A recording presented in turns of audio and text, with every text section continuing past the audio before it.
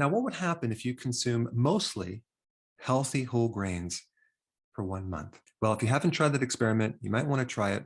I did it pretty much my whole life, all the way until I was, I think, 28 years old, roughly about 5 years ago. And I would say it probably wasn't the best experiment to do on my body, but I was really consuming a lot of what I thought were healthy whole grains. You know, the cereals, the breads, the pasta, the crackers, things like that. So let's do a whole deep dive on these healthy whole grains to dissect some of the component parts. Now, the first thing I want to talk about is fiber, right? Because they always say like, if you eat whole grains, you're getting like 2 to 3 times the fiber compared to refined grains.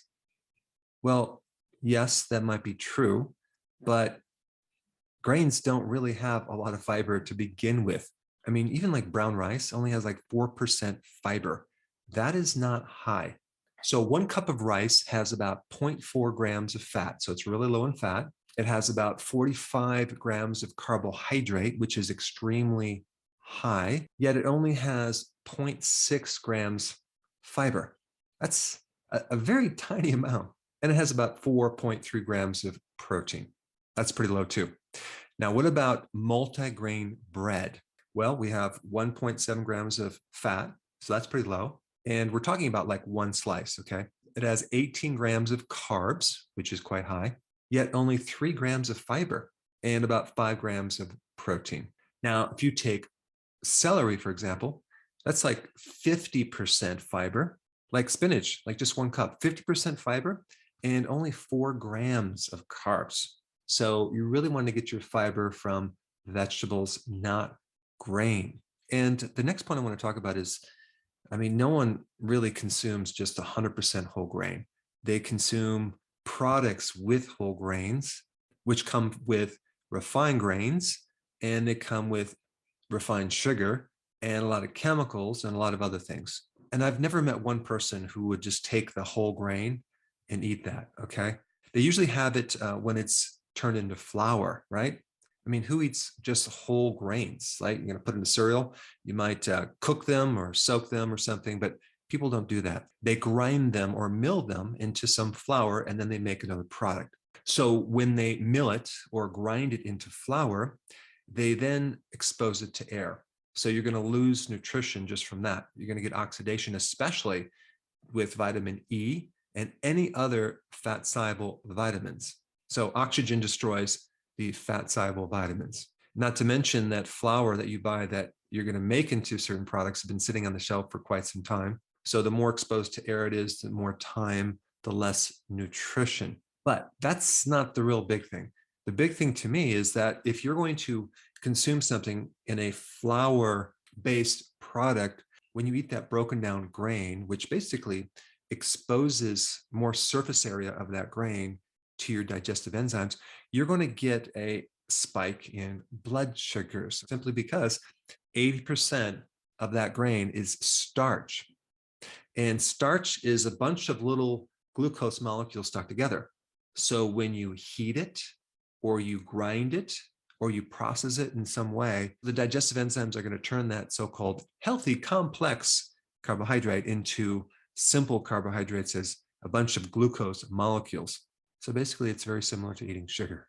And yes, it depends how much you eat, but in this video, we're talking about if you're going to be consuming mostly whole grains. Now, the glycemic index, it means how fast that product spikes your blood sugars between whole grains and refined grains are not significant. They're pretty close. So that's one issue. But the other issue is these grains, especially whole grains, have a lot more phytic acid than refined grains. And so what is phytic acid? Phytic acid is an anti-nutrient. It's something that inhibits your absorption of zinc, calcium, iron, magnesium. And this could lead to all sorts of deficiencies, especially in children. I'm going to talk about that in a bit. And then we get to the topic of gluten. Certain grains have gluten. That's the protein in certain grains. And gluten is very, very damaging to your intestines. And it can irritate the intestine. It can create inflammation. It can create leaky gut. It's linked to hypothyroidism, especially Hashimoto's. and other autoimmune diseases. So if you have a thyroid problem, you shouldn't be consuming any grains whatsoever. But gluten either creates an allergy or it's a gluten intolerance. So a lot of people cannot tolerate gluten. And it's really surprising to me that even certain keto products have wheat gluten because it's a protein, but it's highly inflammatory. So why would you want to have that in your product? And then lastly, we have the problem of Roundup or glyphosate, which is an herbicide, which is almost always added to wheat, even though wheat typically is not a genetically modified seed, but they still add it. So you can imagine the effects that that can create on our bodies. So the big problem by consuming mostly high grains are, number one, the glycemic index, how fast it's going to spike your blood sugars. Now, the types of grains that we eat nowadays are way different than what we used to consume way back in time. Nowadays, we have hybrid grains that are very, very high in carbs and also high in phytic acid. So what's going to happen when you consume these grains? It's going to affect your blood sugars. It's going to affect your mood, okay? Talking about having more anxiety, possibly depression, because of the spike in blood sugars. It's going to affect your cognitive function. There's a huge connection between what happens in your gut and what happens in your brain. And so if you're getting inflammation or bloating, whatever, in your gut, it's going to affect the cognitive function. It's going to probably put you in a brain fog. And then we get the topic of weight gain, right? So you're going to gain more weight, potentially develop a fatty liver, and a lot of these carbs just basically spike your cholesterol. Okay, so that's number one. Number two, the phytic acid in these whole grains blocks various minerals. And what's really interesting, and you can look this up, I'll put the links down below, over 10 million children worldwide die of malnutrition each year. And a good percentage of these children die of diarrhea that comes from a zinc deficiency. Now, take a wild guess how you would develop a zinc deficiency. Well, number one, animal sources of protein are not available, which is high in zinc. That's number one. But number two, cereal, okay, cereal-based diets. A lot of these children, especially under the age of 5, are living on cereal. And all that phytic acid can deplete zinc and can set this child up for diarrhea and even a risk of dying, as well as stunted growth and a lot of other problems that are related to the development of our bodies at an early age. Now, what they're doing to try to solve this problem is fermenting some of these grains and giving it to the kids. Now, I don't know how popular this is. And when you ferment the grains for 72 hours, the microbes that develop from this shift in pH, okay, with lactic acid, start to make an enzyme called phytase to break down phytic acid. So this is why when you ferment grains, you'll have less phytic acid and more nutrient absorption, specifically with zinc, magnesium, iron, and calcium. And this is another reason why we ferment our grains for our chickens. We have like 16 chickens, and I soak this grain in water for 72 hours, and they eat it up. And that way there's less phytic acid, they get more nutrition. All right, and the third point about whole grains is that what it does to your digestive system. You're gonna get gas, you're gonna get bloated, you're gonna get inflammation because the high levels of omega-6 fatty acids irritate the colon. You potentially can get SIBO, small intestinal bacterial overgrowth.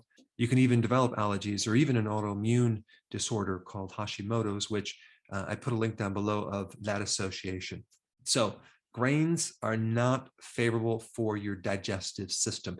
Some people can digest refined grains much better, probably because there's a lot less phytic acid and other anti-nutrients in refined grains, and it's easier to process. Of course, the other problem is you're going to just create additional problems with refined grains. So they both have their problems. So if I had a choice between refined grains and whole grains, well, I wouldn't have either of them.